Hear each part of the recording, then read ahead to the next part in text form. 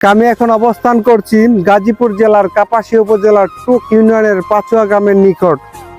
দেখতে পাচ্ছেন রাস্তার পাশে রয়েছে সারি সারি সুপারি গাছ।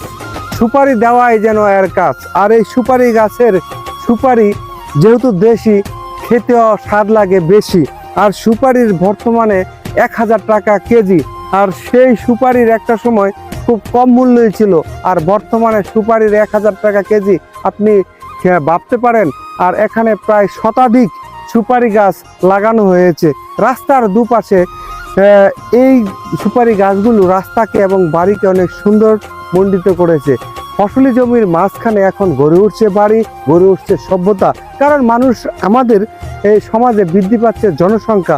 যে জনসংখ্যার বসত বাড়ি করার জন্য এরকম ফসলি জমি তো এখন বসত বাড়ি গড়ে উঠেছে। আর সেই মাঝখানে কয়েকটি পরিবার এখানে এসে বসত স্থাপন করেছে নিরিবিলি স্থানে। আর ওইখানে যাওয়ার জন্য যে একটি রাস্তা নির্মাণ করেছে, সেই রাস্তার দুপাশে কি সুন্দরভাবে সাজে সাজে লাগানো হয়েছে সুপারি গাছ। সুপারি গাছগুলো এখনো হয়নি পরিপক্ক, ফলশ্রুতিতে সুপারি আসেনি।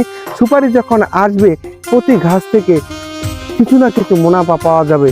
দেখতে পাচ্ছেন ছোট বড় মাঝারি সুপারি গাছ রয়েছে দাঁড়িয়ে। এর সৌন্দর্যে আমি এবং আপনারা যাবেন হারিয়ে। ধন্যবাদ।